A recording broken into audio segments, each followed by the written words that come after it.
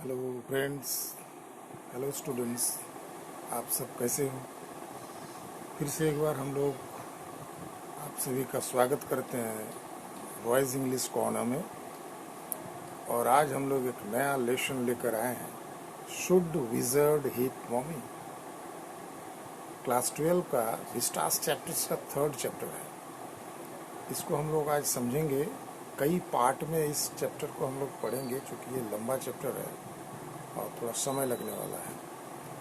तो बिना देर किए हम लोग स्टार्ट करते हैं। शुड विजर्ड हिट मॉमी, इसके ऑथर हैं जॉन अपडाइक, और हम लोग इसको पावर पॉइंट से पढ़ने वाले हैं। ठीक है,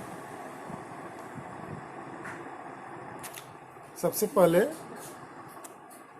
अबाउट द ऑथर हम लोग जानते हैं। ऑथर के बारे में कुछ बातें हम लोग जानना जरूरी है। किस परिदृश्य में, किस बैकग्राउंड में, किस प्रकार के वो लिखे हैं। तो जॉन हॉयर अपडाइक पूरा नाम इनका है।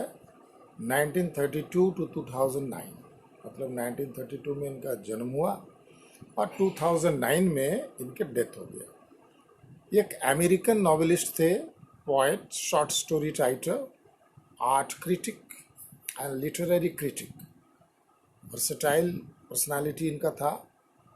नॉवेलिस्ट थे ही, पोएट भी थे, शॉर्ट स्टोरी भी लिखते थे, आर्ट क्रिटिक थे, समालोचक जिसको कहते हैं कला का, और लिटरेरी क्रिटिक, साहित्य के समालोचक भी थे। Won Pulitzer prize for fiction more than once. Literature में पुलित्जर प्राइज इनको मिला कई बार फिक्शन के लिए। फिक्शन का मतलब होता है इमेजिनरी, जो काल्पनिक घटनाएं होती है, स्टोरीज होते हैं, उसको कहते हैं। Hundreds of stories of his stories, reviews and poems,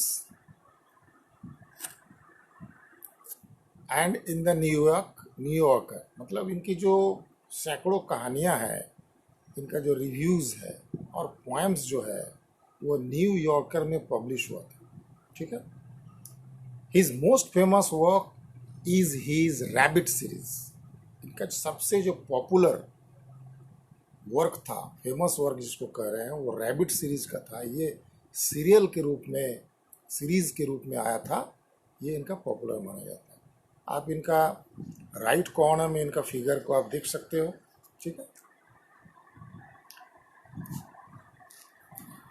अब हम लोग आते हैं थीम पे। The main theme of this story is the relation of children with their parents and about the fantasy of children and the messages of stories. इस कहानी का जो मेन थीम है वो है चिल्ड्रेन के साथ उनका पेरेंट्स का रिलेशंस। ठीक है, अबाउट, और साथ में about the fantasy of children. बच्चे तो कल्पना प्रवण होते हैं, कल्पनाशील होते हैं, बच्चों के अंदर फैंटेसी बहुत ज़्यादा वो पसंद करते हैं। तो बच्चों का फैंटेसी के बारे में भी हम लोग इसमें पढ़ेंगे, and the messages of the stories. और अंत में इस मैसेज से क्या लेसन हम लोगों को मिलता है, क्या सीख हम लोगों को मिलती है, वो हम लोग पढ़ेंगे। The story raises a moral issue whether parents should decide what the children should do और let the children do what they like to do. ये कहानी में एक प्रश्न उठाता है, एक मोरल इशू है, नैतिक जो है एक मुद्दा उठाया गया है कि क्या पेरेंट्स को, माता पिता को ये डिसाइड करना चाहिए कि उनके बच्चों के लिए क्या सही है, क्या करना चाहिए और क्या नहीं करना चाहिए, या फिर ये बच्चों के ऊपर छोड़ देना चाहिए कि उसकी जो इच्छा है, जो वो चाहता है वो करे। ये प्रश्न भी हम लोगों को मिलने वाला है। The story also deals with the theme that parents know what is best for the children, even though the most may not realize it. कहानी में ये भी डील कर रहे हैं कि थीम में कि पेरेंट्स को जानना चाहिए what is best for their children, बच्चों के लिए सबसे अच्छा क्या होता है, and even though the children may not realize it, हालांकि बच्चे इस बात को महसूस नहीं करते हैं, लेकिन पेरेंट्स को अपने बच्चों के लिए क्या सबसे अच्छा है ये तो उनको पता ही है और वो करते भी हैं, हर पेरेंट्स ऐसा। अब हम लोग आते हैं मेन कैरेक्टर्स में। ठीक है, तो मेन कैरेक्टर्स इस स्टोरी का जो है, सबसे पहला है Jack. He is the protagonist of the story. He is a married man. Jack जो है वो इस कहानी का सेंट्रल कैरेक्टर है और वो विवाहित है, मैरिड है। उनकी पत्नी का नाम Claire. Jack's wife pregnant with third child. वो प्रेग्नेंट थी, तीसरा बच्चा आने वाला था। इससे पहले उनके 2 बच्चे ऑलरेडी थे। जो Jack's 4 year old daughter, Jack का 4 वर्षीय बेटी, उसका नाम जो था। बॉबी 2 ईयर ओल्ड सन, और एक 2 साल का उनका बेटा था जिनका नाम बॉबी था।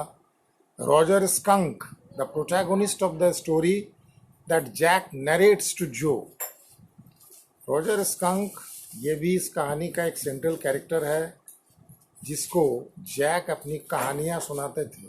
ठीक है, जो को जो कहानियां सुनाते थे उस कहानी का ये मेन पात्र था। An American cat like animal with foul smell.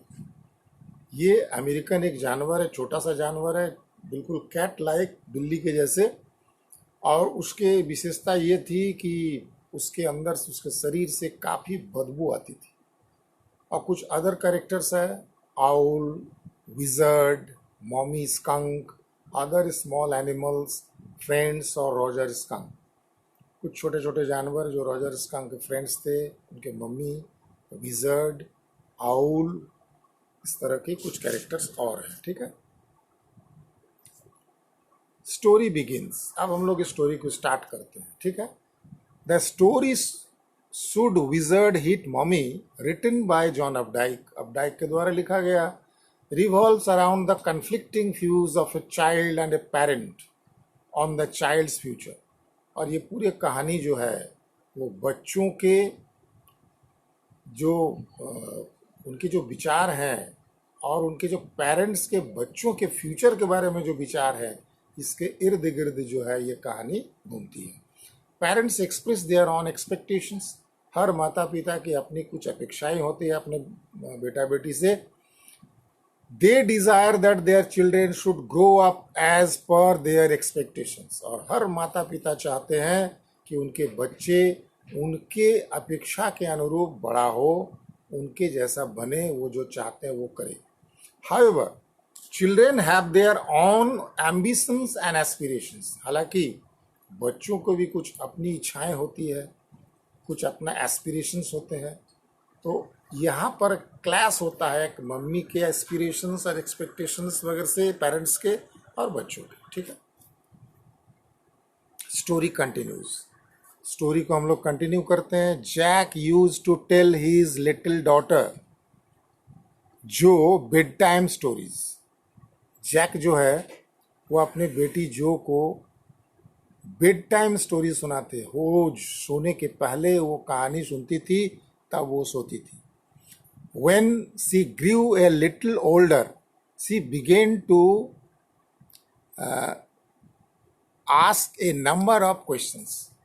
पहले तब छोटी थी, और जब छोटी थी तब तो ठीक था, लेकिन जैसे जैसे वो बड़ी होना शुरू कर गई, वो कहानियाँ सुनते सुनते बीच में ढेर सारा क्वेश्चंस पूछती थी। For some time, Jack was not able to invent new stories। रोज दिन सोते समय एक नई कहानी सुनाना पड़ता था, और मनुष्य के दिमाग में कितनी कहानियां वो बना सकता है। तो कभी कभी क्या होता था कि उनको नई कहानी सुनाना पड़ता था। ऐसा नहीं कि पुरानी कहानी को सुना दे, रोज नई कहानी सुनाने के लिए कभी कभी जैक के दिमाग जो है वो नई कहानी सुनाने में सक्षम नहीं होता था, दिमाग में नहीं आती थी। Thus, the basic story was the same, but its hero changed। इसीलिए उन्होंने क्या किया कि कहानी का एक बेसिक बना दिया कि कहानी, हर कहानी का बेसिक यही रहेगा, सिर्फ बदलेगा क्या, सिर्फ बदलेगा उसका हीरो, उसके जो मेन पात्र है वो बदलेगा। The hero a small animal known as Roger meets an owl with his problem. कहानी का जो मुख्य पात्र, हर कहानी का जो मुख्य पात्र होता था वो कोई मनुष्य नहीं होता था, वो एक जानवर होता था। और जानवर में भी कैसा जानवर, छोटा सा जानवर होता था। ये छोटा जानवर उसका मुख्य पात्र होता था, मेन कैरेक्टर होता था। उसका नाम रॉजर से शुरू होता था। ठीक है, रॉजर से शुरू होता था। मेन कहानी में, बेसिक कहानी में रॉजर के साथ कोई समस्या आती थी और उस समस्या का समाधान करने के लिए वो एक आउल था, बूढ़ा था, ओल्ड था, उस आउल के पास अपना प्रॉब्लम को लेकर जाता है। The owl directs Roger to the wizard, और आउल जो है उनको इस समस्या का समाधान के लिए सीधे आउल जो है विजर्ड के पास भेज देते थे। विजर्ड का मतलब जादूगर था, उनके पास भेजते थे। The wizard solve the problem with his magic wand, और जादूगर जो है वो उस कैरेक्टर का जो प्रॉब्लम होता था उसको अपने जादुई छड़ी से, मैजिक वांड माने जादुई छड़ी से, उस प्रॉब्लम को सॉल्व कर देते थे। He played along with animals of the Woodland, और ये छोटा सा जानवर अपनी समस्या का समाधान हो जाने से बहुत खुश हो जाता था, और जंगल के जो बाकी छोटे छोटे उसके हम उम्र के जानवर थे उनके साथ वो खेलता था। But when his father use to come back, लेकिन शाम को जब उसका पिताजी काम से घर वापस लौटते थे, he went back home to eat supper with him, तब वो घर लौट कर जाता था और अपने माता पिता के साथ बैठकर भोजन करता था। He went back to home to eat supper with him to feel happy with this ending. इस प्रकार का जो कहानी का अंत होता था, इस कहानी का अंत से जो बहुत खुश हो जाती थी, और यही था कहानी का बेसिक, सिर्फ बदलता था उसका सेंट्रल कैरेक्टर। तो आज का जो ये स्टोरी है हम लोग आज यहीं तक पढ़ेंगे। इसका अगला जो शेष भाग है वो अगले पार्ट में हम आपके सामने आएंगे। तब तक के लिए हम एक रिक्वेस्ट आपसे करेंगे कि आप इस पूरे वीडियो को, सीरीज को देखते रहिए, पूरे स्टोरी को समझने के लिए बिना स्किप किए, और चैनल को सब्सक्राइब जरूर कीजिए, सब्सक्राइब बटन को दबाकर। उसके बाद पसंद आए तो लाइक्स बटन को जरूर दबा दें, अपने फ्रेंड्स सर्कल्स में इसको शेयर भी कर दें। आई बटन में लिंक दिया हुआ है हमारे पुराने वीडियोस का, उसमें आप विजिट करके उसको देख सकते हैं, और डिस्क्रिप्शन में भी लिंक दिया हुआ है, वहाँ लिंक में विजिट करके भी आप ढेर सारा वीडियोस जो है ग्रामर से, लिटरेचर से आप देख सकते हैं। उसके लिए तब तक के लिए हम सबसे आपसे विदा लेंगे।